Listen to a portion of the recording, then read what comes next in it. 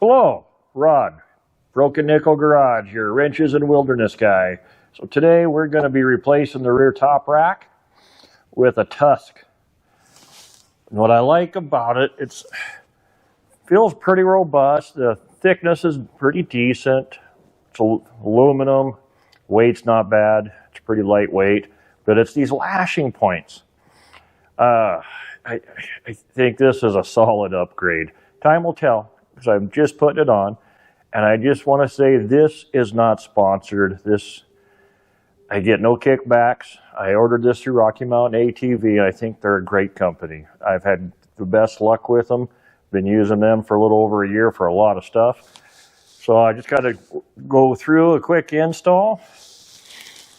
And I imagine it's going to get dinged up and scratched up, but I didn't buy this as a trailer queen. I don't go to Starbucks. So things we need, you need your key, so you can remove the tool case cover, Phillips screwdriver, two Allen different sizes, and they are, make sure, yeah, 5mm and 6mm.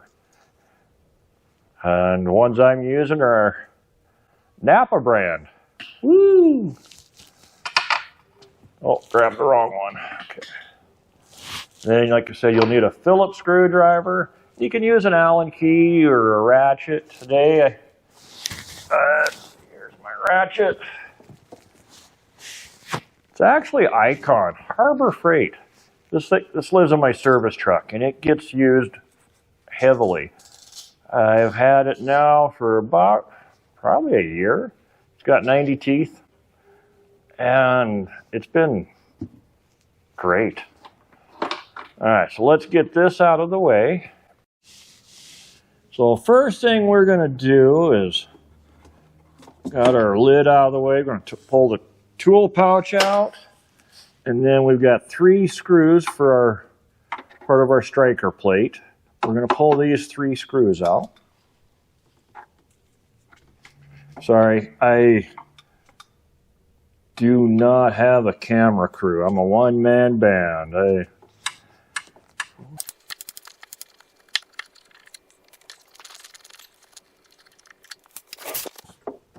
Oh, I guess the third screw we got to get after I pull the cover off. I should have stood up and looked. All right, let's.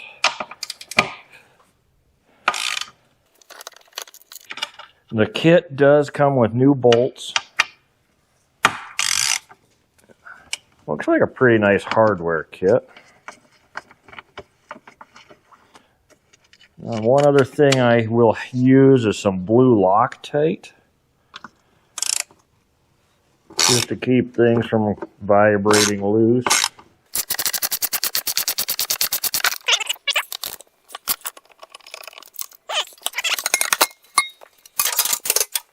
On my old rack, I did add some of these giant loop rings. They helped quite a bit for tying stuff down. They're a little small, so some webbing can be tough to get through. But it was much less money than buying a whole rack at the time. And I'll scavenge them rings and save them. I'll use them somewhere. I've got an idea. It might help for changing the front tire when I'm out and about on an adventure. Well, it looks like the screw should be plenty. You'll see we're notched on this side. So what we're going to do, set that there. We're just going to start a screw. Just about a turn, just enough to hold it in place. You got to use these little spacers to move that top plate up. Otherwise, you'll have an issue when you try to put the lid back on. Slide them slots out. There we go. Make sure the washers are under the plate. Oh, and that one fell off. Let's hope I don't drop it.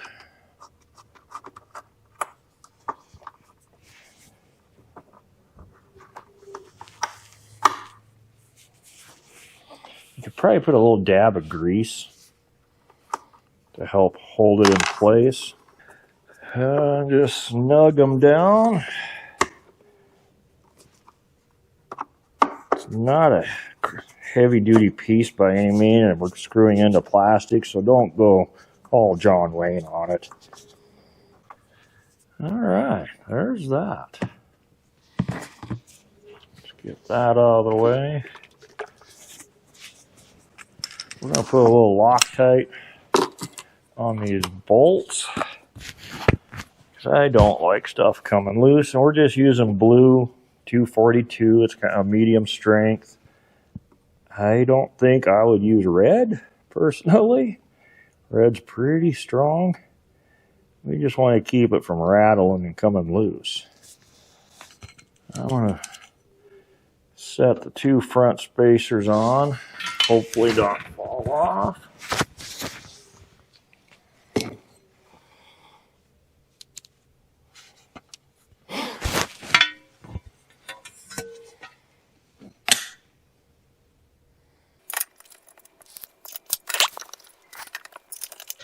And again, only just a couple threads to start.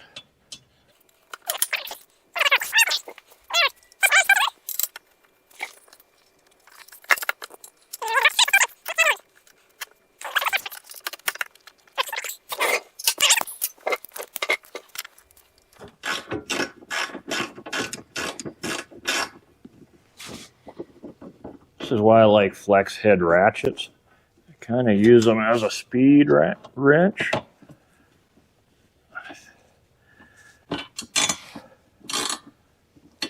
That, I think that hole's off. I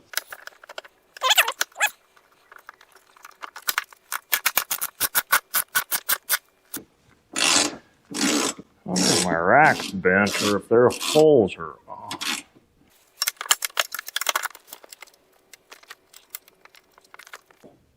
Now, my bike has been dropped a few times. She's had a couple oopses. So I think I'm going to go grab a heel bar. Try to be a little more persuasive. I'll be right back. So, I brought a variety of persuaders. Let's see what we can do here.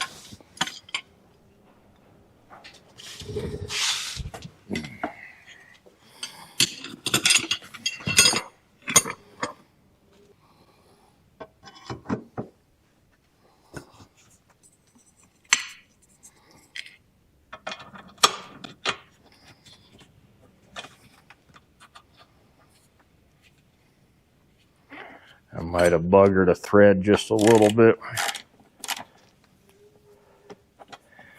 All right. I think that's what it is. I don't think the holes are, I think the holes are drilled correctly. I think my rack's just got a love bump on it.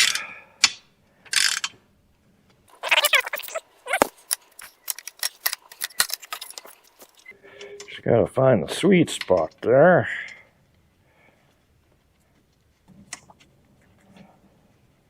Maybe.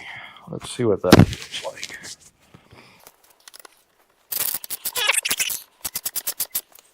I mean, push come to shove, I might have to pull it back off. Or on a tap. Yeah, I think I don't feel terrible. Definitely got a drag on it. Whenever in doubt, should never try to force a bolt. But I think we're just dragging on the side of the rack. The new rack. Okay, now we'll tighten her down. Click. I felt it. My elbow is calibrated. I gotta finish drawing that one down. Almost there. Guten tight. All right, now all we got to do is put our tool kit in, like so. I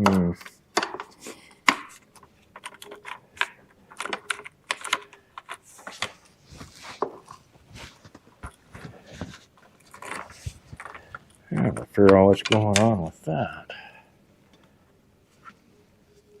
I didn't put that in upside down, did I?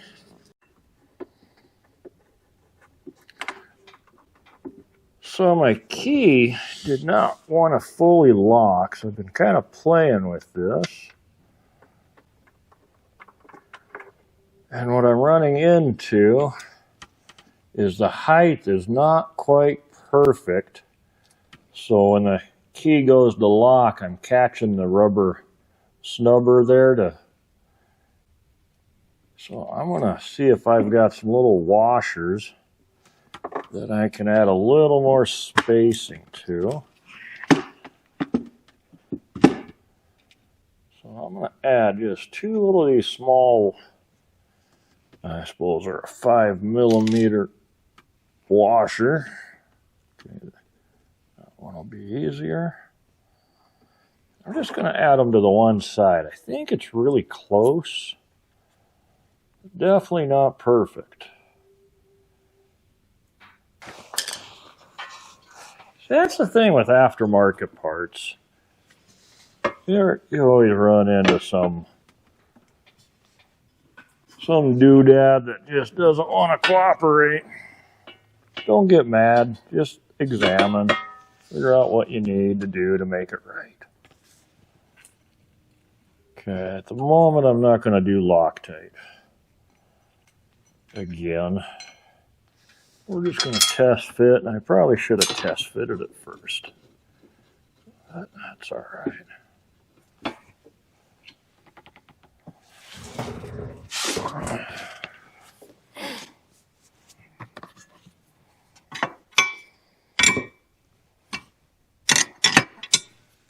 Oh, it's driving me nuts.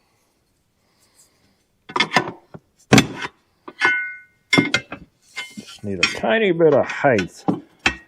Due to my rack having a slight bend to it, it's a tight fit.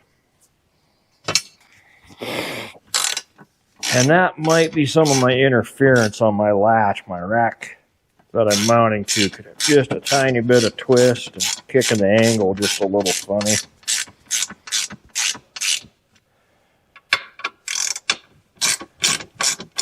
All right.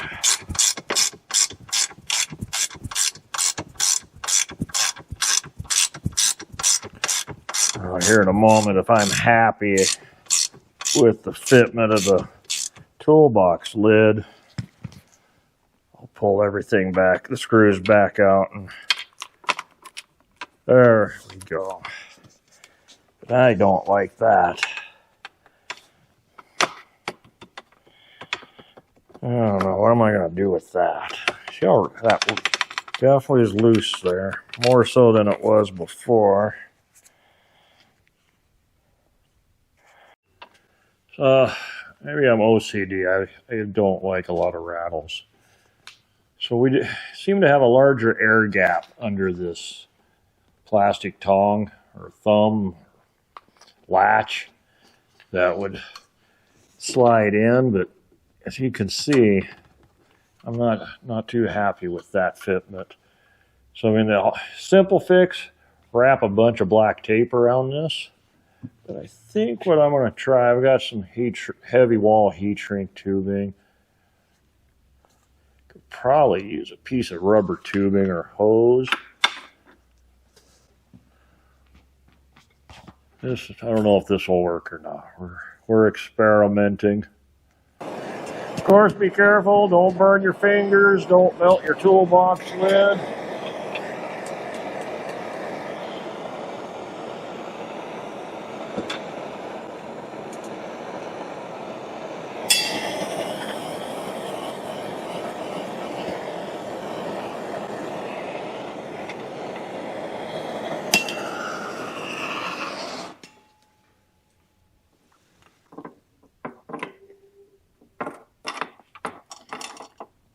I should have made it, I should have cut shorter.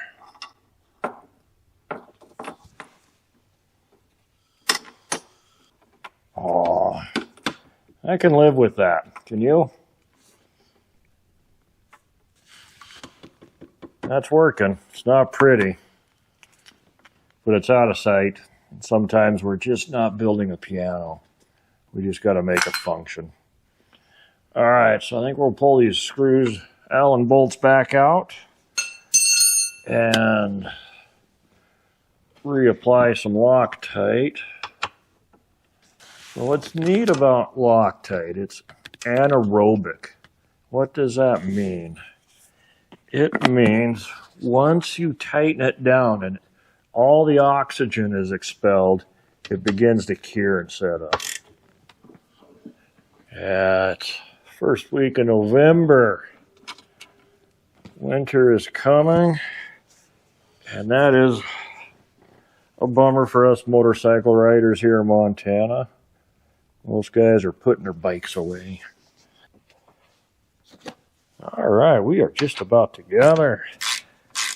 We're going to be able to put a rat or a bag on the back. I am looking forward to this. It's one of the things I have cussed probably the most on my KLR is trying to tie stuff down back here.